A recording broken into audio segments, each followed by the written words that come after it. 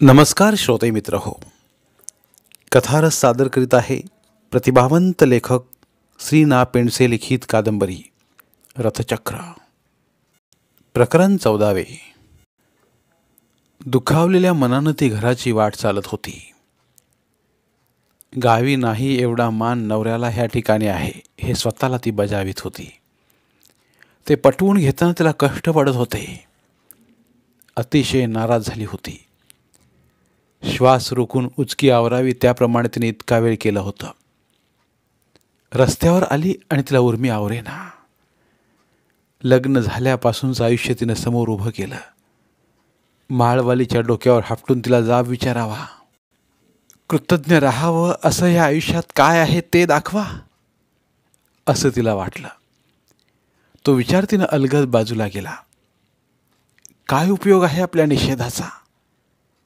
घरात झाली तीच अपकीर्ती ह्या गावात होईल.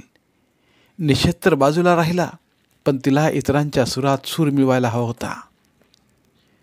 तोच शहाणपणा होता.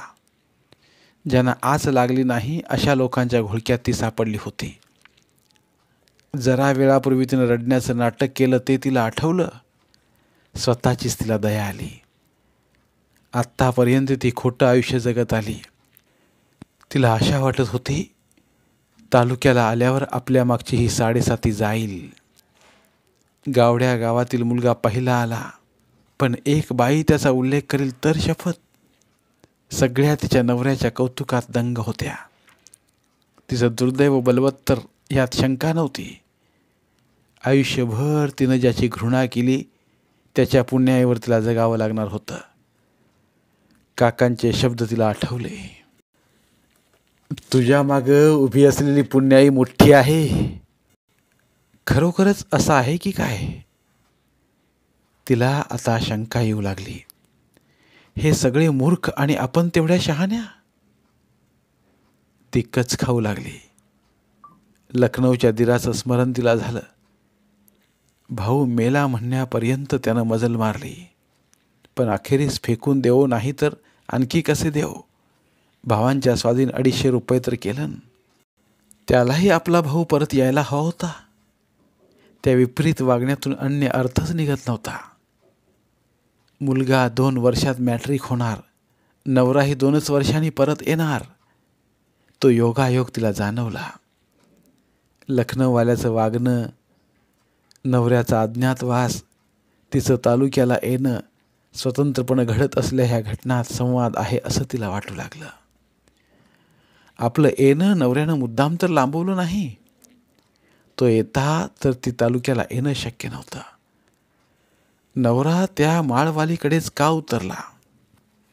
गंगेच्या पाण्याप्रमाणे 10 वर्षांपूर्वीची स्मृती ही बाई सांभाळून ठेवते काय आणि आपल्याला भेटण्याकरता उठून येते काय? सगळ्यांच्या मागं कोणाचा तरी गूढ हात फिरत आहे. साध्या घटना आणि माणसं एका मुंडल्याभोवती फिरत आहेत. फक्त आपली पावलं तेवढी वाकडी पडत आहेत अशी शंका तिला येऊ लागली. आयुष्यातील तिच्या श्रद्धेला वाळवी लागत होती. आपल्याला कळत नसलं तरी आपलं कुठंतरी चुकत आहे असं तिला वाटू लागलं. जड पावलाने ती चालत होती आणि आपण अपराधी आहोत ह्या भीतीनं खचत होती. सारं जग ज्याचा आदर करतं त्याच्यात तसंच काहीतरी असलं पाहिजे. कावीळ झाल्यागत ती पाहत राहिली म्हणून तिला आतापर्यंत दिसलं नाही. काय असावं? तिनं खूप प्रयत्न केला, पण तिला गवसेना. घाणीच्या बैलासारखी ती मूळ पदावर येई. नवऱ्याच्या चिंतनानं डोळ्यांच्या कोपऱ्यातून उगवलेला तिरस्कार तिला जाणवत होता. ह्या माणसानं आपल्या संसाराचं खोबरं केलं. हा डोक्यात जाऊन बसलेला ग्रह हलायला तयार नव्हता. तिनं तो नाद सोडला. माळवालीसारखी आपण ही श्रद्धा बाळगायची असं तिनं ठरवलं. पटो न पटो नवऱ्याविषयी वाईट विचार म्हणून आणायचा नाही. वाऱ्याचा झोत अंगावरून गेला तेव्हा ती शुद्धीवर आली. सभोवताली तिनं पाहिलं. माडी खाल्ल्यागत झाडं झोकांडत होती. धूळ उधळत होती. आकाशाचा रंग बदलत होती. आदल्या संध्याकाळचं स्मरण तिला झालं आणि धावत धावत ती घराच्या दिशेनं निघाली.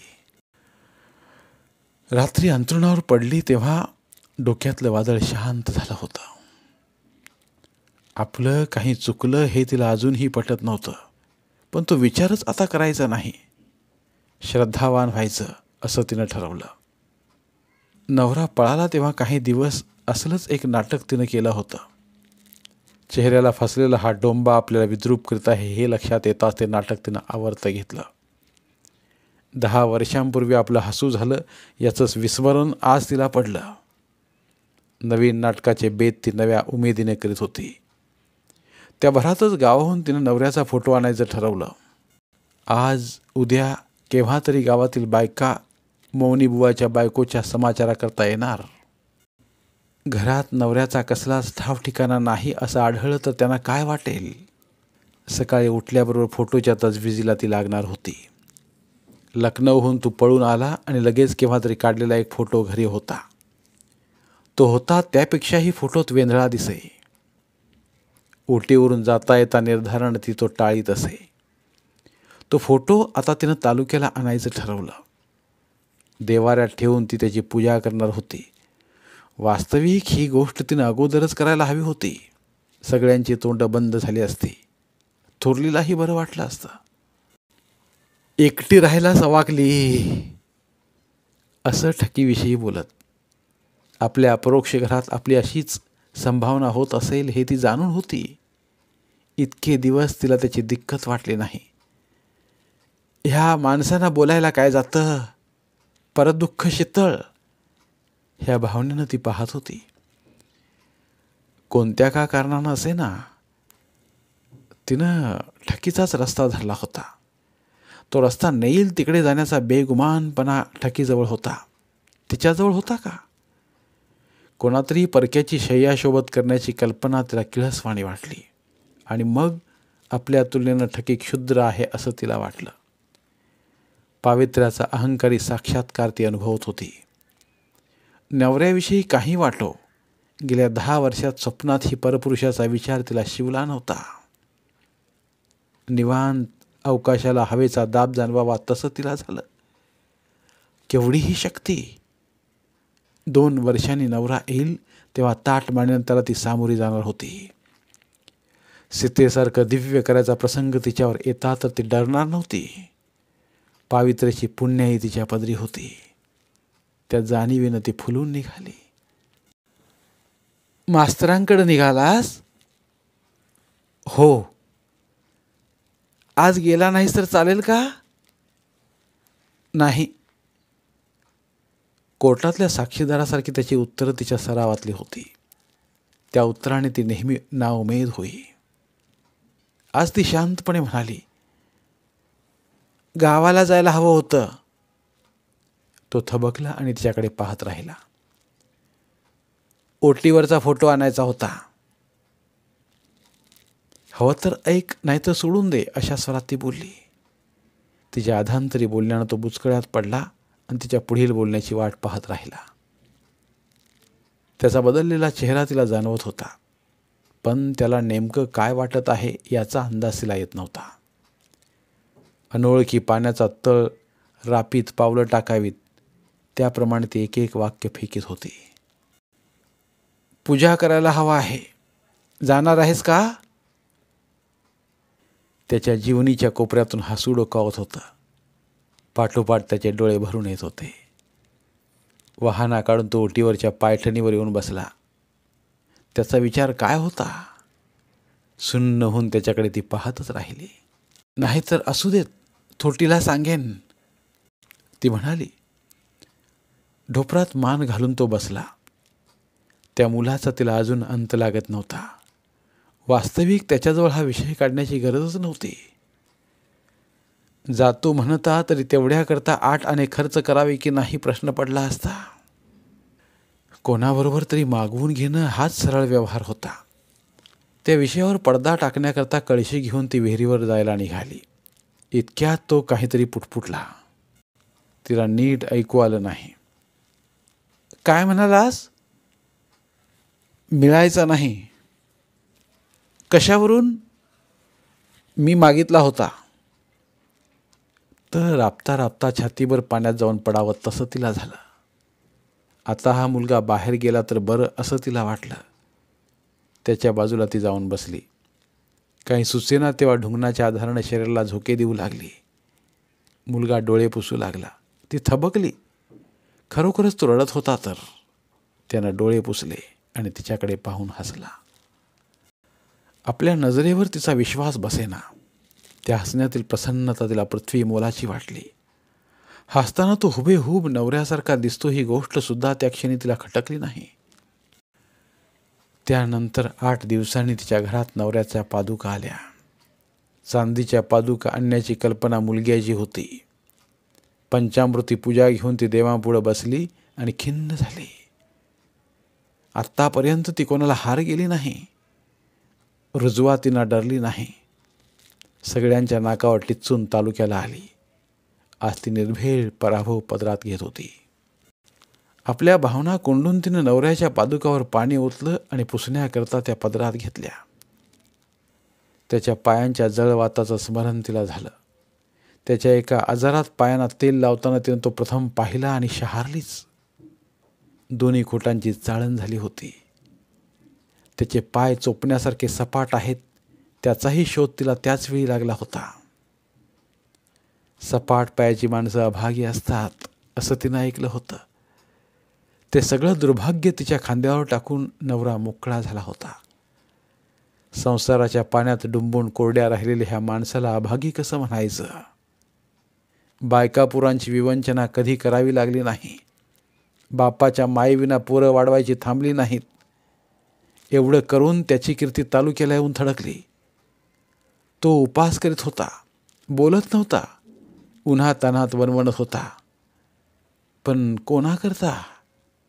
आत्म्याचा उद्धार. स्वार्थाच्या मागे लागलेल्या ह्या लोकांचा उदो उदो का होतो?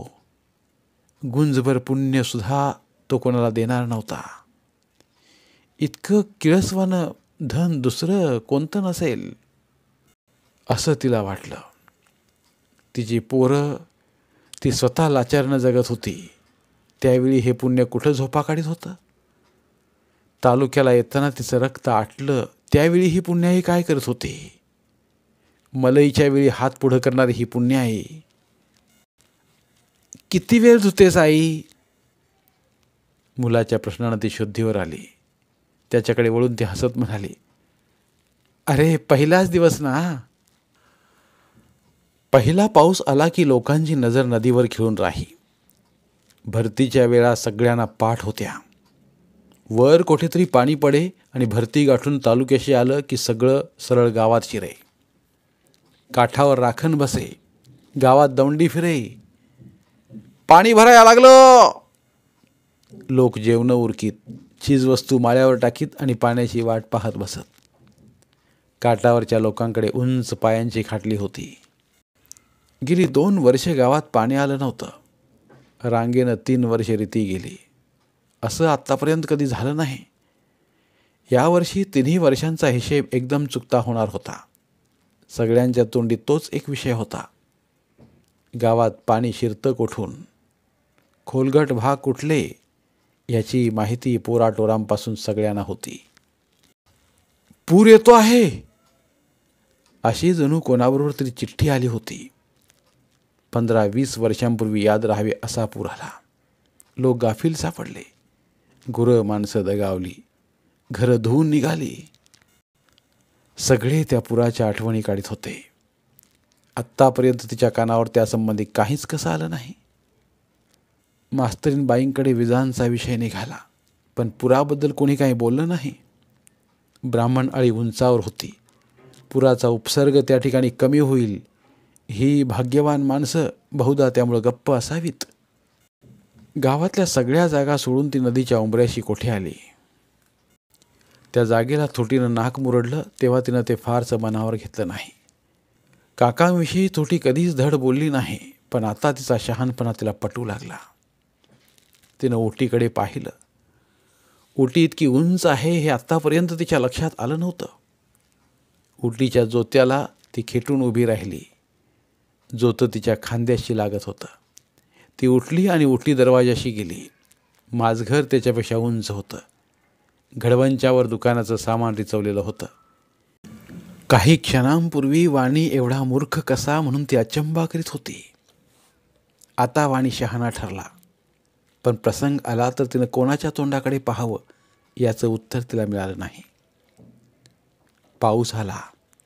आंघोळ केल्यासारखे समोरचे डोंगर धुवून निघाले. भाजून निघालेली जमीन गार पडली.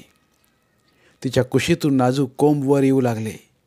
महिन्याभरात सर्वत्र हिरवगार झालं. पण ह्या कशाकडे तिचं लक्ष नव्हतं. गडूळ झालेलं नदीचं पाणी तेवढं तिला दिसत होतं. ते चढू लागलं की तिच्या छातीत धडधडे.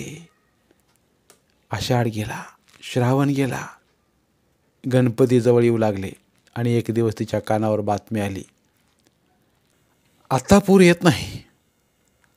तिला जबरदस्त शंका आली. खरोखर तर आपला पायगुण नाही. तिचे ग्रह आता बदलले होते. लग्नानंतर इतके सुखाचे दिवस तिनं पाहिले नव्हते. तासन तास कामाचे रगाडे उपसावेत, धापा टाकीत झोपाळ्यावर बसावं, पण तोंड देखल्या का होईना दमलीस म्हणणारं माणूस नसावं, हे दुःख तिनं अनुभवलं होतं. एकटी असली की केव्हा तरी त्या आठवणी तिला येत. त्या घराचं पुन्हा तोंड पाहायची तिला इच्छा नव्हती. परक्या गावी तिनं मुलांची जबाबदारी घेऊन ती आली. तिचा फजितवाडा होणार असं जावानी भाकीत केलं होतं. एकदा त्यांना ती बोलणार होती. समाधान असलं की अर्धा शेर दुधावर सुद्धा संसार कसा करता येतो तो त्यांना दाखवणार होती. एखाद्या जावेचं हाड मोडावं आणि डॉक्टरी इलाजाकरता तिला आपल्याकडे राहायची पाळी यावी असं तिला वाटे. मधली जाऊ उटीवर कण्हत पडली आहे आणि तूप मेतकुटाचा गुरकुटीत भात आपण तिला देत आहोत असं दृश्य ती पाही. असं काही झाल्याशिवाय या लोकांची थोबाडं बंद व्हायची नाहीत. हलकट मेली. तिच्या मुलग्याला आता हसता येऊ लागलं. जे थोडं बोले त्यात मोकळेपणा होता. अभ्यासाविषयी तो कधीच बोलत नसे, पण बाहेरून कितीतरी गोष्टी तिच्या कानावर येत. त्याची हुशारी गावभर गाजत होती. मास्तर त्याला वचकून असत. असा हुशार विद्यार्थी त्यांच्या पाहण्यातच नव्हता. आज मॅट्रिकला बसला तरी पास होण्यातला आहे असं ड्रिल मास्तर कोणाजवळ तरी सांगत होते. तिनं ते ऐकलं आणि तिचं ऊर भरून आलं. ही सगळी हुशारी उत्कडावर नारळ सोलण्याकरता वापरली जायची होती. भस्माचे पट्टे उडून तो देवाशी बसे ते तिला आवडत नसे. नाक धरून हा पुटपुटतो काय? त्यानं गुरुमंत्र तर घेतला नाही. अभ्यास करायचं वय. या वयात देवाचा इतका नाद चांगला नाही, पण त्याला सांगावं कसं? त्याचे मार्क जरा कमी झाले की हा विषय ती काढणार होती, पण 6माही परीक्षा झाली तरी हा योग येण्याचं चिन्ह दिसत नव्हतं. सुट्टीत तिनं मुलींना घरी पाठवलं. दिवाळीला आलं पाहिजे म्हणून सगळ्यांनी तिला बजावलं होतं. थोरलीचे 3 निरोप आले. येत आहोत असा निरोपही तिनं घरी पाठवला. अचानक तिला कळलं मास्तरांनी सुट्टीत कोठे जायचं नाही असं मुलग्याला सांगितलं होतं. आळ न येता मनासारखं झालं म्हणून ती खुशीत होती. मुलाची मॅट्रिकची परीक्षा झाल्याशिवाय घराचं तोंड पाहू नये अशी इच्छा होती. त्यानंतर नवरा येणार, मग जाणं प्राप्तच होतं. पण त्यावेळी जाण्यात खरी शान होती. आजचा मुलगा आणि 2 वर्षानंतरचा मुलगा ह्यात केवढा फरक होता. आजच बोलताना तो अधूनमधून इंग्रजी शब्द वापरी. मनात असो नसो सगळ्यांना त्याच्याकडे आदरानं पाहावं लागेल. त्याच्या कॉलेजात जाण्याची चर्चा करावी लागेल. तिनं कळ दाबली होती. आता लोंढा थांबवणं कोणाच्या हातात नव्हतं. हातभार तरी लावा, नाहीतर बाजू लावा. ती गेली नाही म्हणून घरी चर्चा होणार हे ती जाणून होती, पण ती चर्चा तिच्या 5वीला पुजलेलीच होती. त्याहीपेक्षा एक नाजूक काळजी ती करीत होती. थोरल्या मुलग्याला मुलीबरोबर तिनं चिठ्ठी पाठवली होती. कसा का वागेना इतके दिवस तो तिच्याजवळ होता. तिला काही करता आलं नाही तरी तिचं लक्ष होतं. आता तो तिथं एकटा. अवचित तिच्यासमोर तो उभा राही आणि त्यात अस्वस्थ होई. ती तिथे होती तोपर्यंत त्याचं कोलीत हातात असावं म्हणून तरी जावा त्याच्याशी गोड बोलत. आता ती गरज राहिली नव्हती. तिच्यावरचा सगळा राग धाकटा दीर त्याच्यावर तर काढीत नसेल. दत्तक प्रकरणावरून तो चिडलेला होता. प्रकरण कुठवर आलं आहे कुणास ठाऊक. नाहीतरी गुपचूप दीराच्या मांडीवर बसायचा. पण तसं त्याला बसता येणार नाही. मालमत्ता आईबापांची, त्यांनी दिल्याशिवाय घेणाऱ्याला घेता कसा येईल. दत्तक विधान म्हणजे करतात तरी काय, केव्हा तरी चौकशी करायची असं तिनं मनाशी ठरवलं. लोक इस्टेटीकरता मांडीवर बसतात. तिचा मुलगा एक बदफैली माणसाला बाप म्हणून मांडीवर घेणार होता. त्याची सावत्र भावंड खाडी पलीकडे असणार. तिच्या अंगावर काटा उभा राहिला. धाकट्याच्या शिक्षणाकरता ती तालुक्याला आली. त्या उद्योगात मोठ्याला मात्र तिनं वाऱ्यावर सोडलं. त्याचं लहानपणापासूनचं आयुष्य तिला आठवे आणि आपलंच चुकलं अशी तिची भावना होई. त्यानं शाळेत जाण्यापूर्वी शिवी हसडली तेव्हापासून तिनं त्याचं नाव टाकलं. आडून आडून चौकशी करून तो कसा वाह्यात आहे याची नोंद ठेवू लागली. त्याच्याविरुद्ध कागाळी आली की ती खरी असणार असं गृहीत धरून बोले, मी बोलून थकले.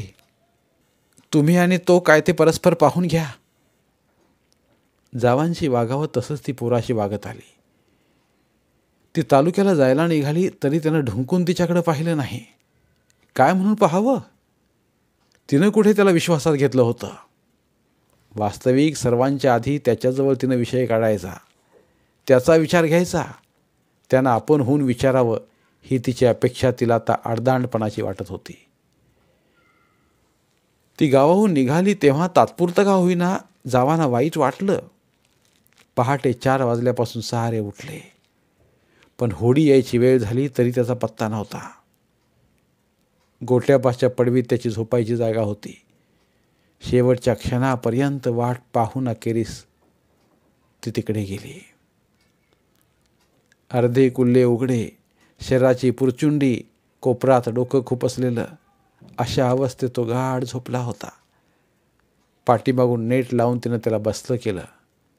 एक जांभई देऊन तो अंग खाजवीत बसला. मी निघाले म्हणून त्याला ती सांगत होती. करून तो पुन्हा आडवा झाला. असाच कुठेतरी पोरक्यासारखा वावरत असणार.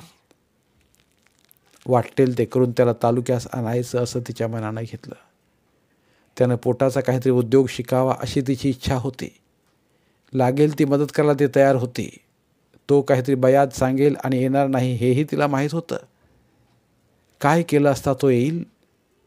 आपली चिठ्ठी तो वाचील तरी का. मुलीच्या वाटेकडे तिचे डोळे लागले होते. पण त्या अगोदरच खाकोटीला बोचकं घेऊन आहेस का गो करीत थोटी कुशीदाराशी उभी राहिली. धन्यवाद. उर्वरित कादंबरी पुढील भागात. धन्यवाद. कथाकथन अभिवाचनात हवी भावभावनांच्या नवरसांची जोड मराठी बोलती पुस्तकात केवळ यासाठीच नाही कथारसाला तोड. मराठी साहित्यावर प्रेम करणाऱ्या सर्व मराठी साहित्य रसिकांनी आमचं कथारस हे चॅनल सबस्क्राईब करावं व भरपूर कथा कादंबऱ्यांचा आस्वाद घ्यावा. धन्यवाद.